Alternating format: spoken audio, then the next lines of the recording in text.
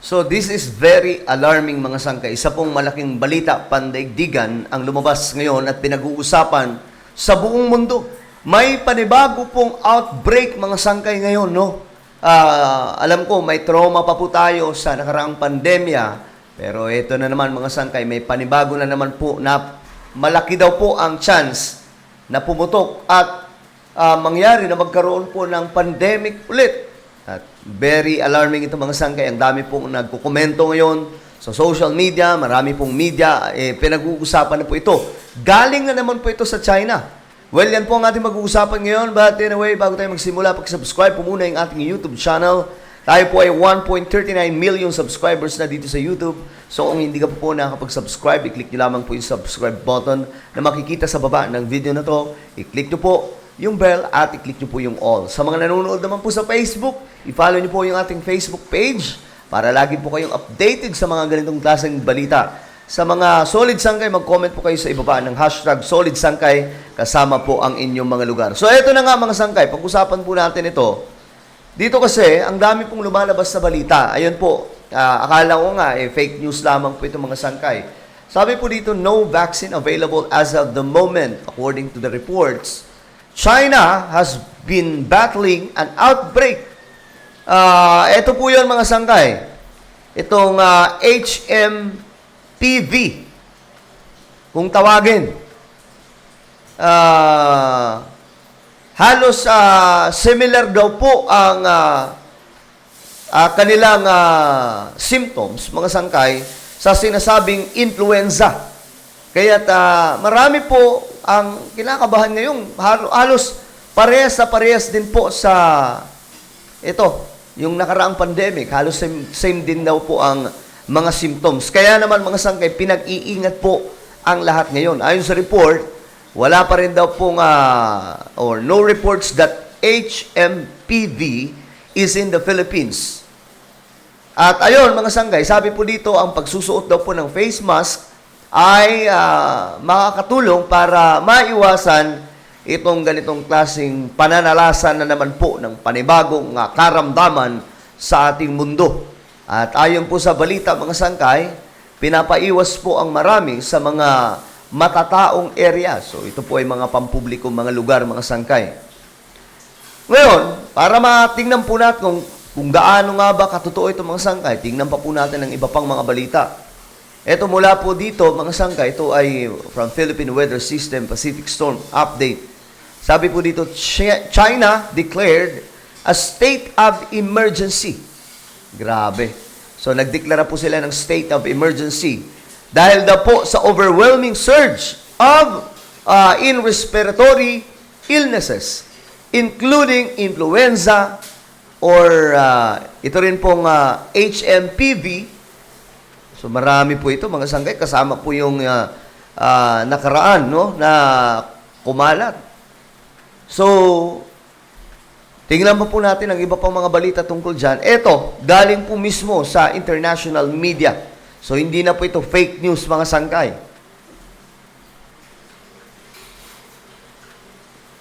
A mystery virus on the prowl.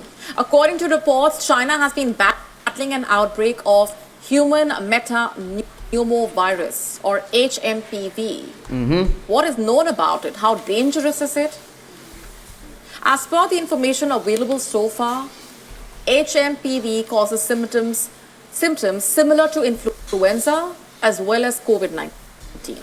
So similar daw po talaga yung mga sintomas ng bagong karamdaman na kumakalat ngayon. Ang problema mga sangkay, wala pa raw po nitong wala pa pong gamot para po maiwasan ito mga sangkay. So parang ganito din po ang nangyari nung last 2020, no, nung kumalat po itong pandemya mga sangkay. Ang nangyari po, nagka-problema, mabilis na kumalat at mahirap po masugpo dahil wala pong vaccine. Ngayon mga sangkay, panibago na naman po ito. Tingnan pa po natin ang iba pang mga balita. Ayan mga sangkay, mula po sa Brigada News FM, Palawan. Ito, mga local media na po natin ito mga sangkay. Buong mundo pinapaalerto sa muling posibilidad na pag-atake ng isang malubhang pandemya sa anunsyo ng Centers of Disease Control and Prevention o CDC, ang National Public Health Agency ng United States, kinumpirma nilang may malubhang kaso ng H5N1 bird flu na tumama sa isang tao at kumalat ngayon sa USA na may malaking potensyal na maging isang pandemya. So ito naman mga sangkay, ang dami pong kumakalat na mga panibagong mga karamdaman ngayon na may mga kakayahan, mga sangkay, na magdulot po ng isang malaking pandemic na naman. No? Kaya ngayon mag-iingat po ang lahat mga sangkay. Kasi ito po ay talagang masyadong nakaka-alarma na. Pero kung pag-uusapan po natin mga sangkay kung bakit nangyayari ito, medyo malalim lamang na usapin. Pero sa madaling sabi, lahat ng ito ay nangyayari dahil naaayon po ito sa propesiya mula po sa Biblia. Kung babasahin po natin ang Matthew chapter 24, mababasa po natin doon ang sinasabi na magkakaroon daw po ng pagkalat ng iba't ibang klaseng mga karamdaman. And it's happening right now, guys. Nangyayari po talaga ito at hindi po biro itong nagaganap sa buong mundo, mga sangkay. Ito, mababasa po natin ang iba't ibang klaseng karamdaman na kumakalat not just in China, but in America, mga sangkay, meron din po. So, ito po ay malaking balita ngayon. No, na dapat po malaman natin mga sangkay. Kaya nga sabi po ng iba, talagang itong mga nagaganap sa ating mundo ngayon, sabay-sabay po na nangyayari, na naaayon po sa kung anuman ang propesiya na nasa Biblia.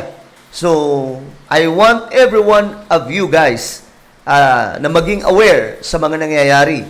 Hindi po ito biro, hindi po ito basta nangyayari lamang ng kagaya ng iba mga sangkay na sinasabi na hindi po sinasadya. Naku po, ito po ay nangyayari mga sangkay dahil nakasulat po ito sa Biblia.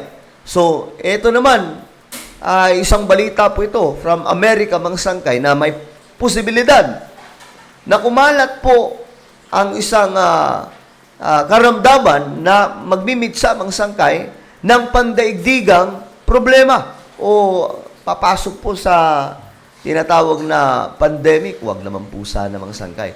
Ngayon, ito pa.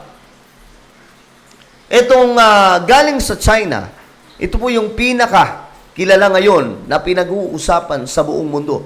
Itong HMPV na galing na naman po ito sa China. So, misteryoso daw po itong karamdaman ngayon at pinapag-ingat po talaga ang lahat. No?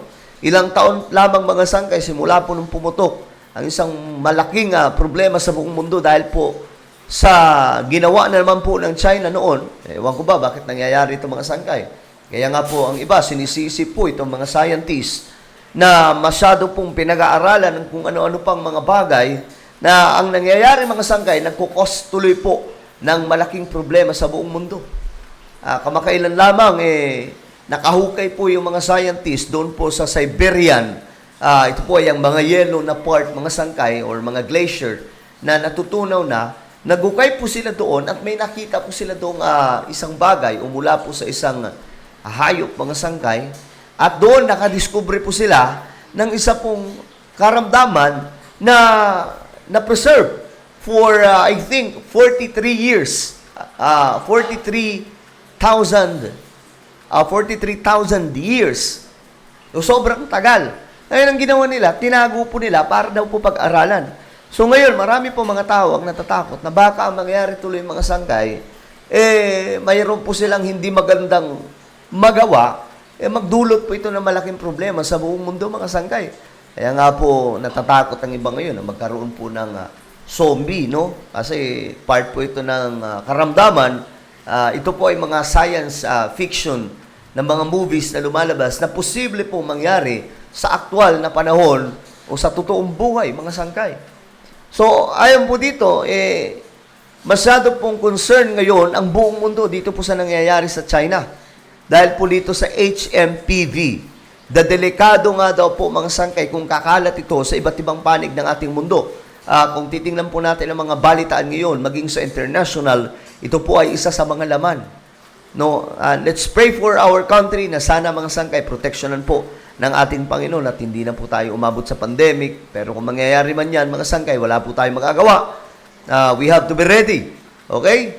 So sa lahat ng mga Kristiyano, hindi naman po natin kailangan matakot tungkol dito. As long as may Diyos po tayo mga sangkay. Sabi pa nga, mas dakila, mas makapangyarihan ang ating Diyos kaysa sa mga ganitong klaseng bagay. Greater is He that is in me than he that is in the world.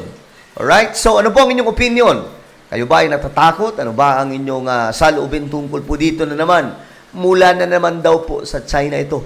I-comment nyo po sa ibaba ang inyong mga opinion. Mayroon po tayong isang YouTube channel, guys. Ito po ay Sangkay Revelation. Ayan, makikita nyo po ito sa YouTube. Kung i-research nyo mga sangkay, search nyo po ito, Sangkay Revelation. Kapag nakita nyo na, i-click nyo po yung subscribe, i-click ang bell, at i-click nyo po yung all. So, ano po ay magpapaalam, mag-iingat po lahat. God bless everyone.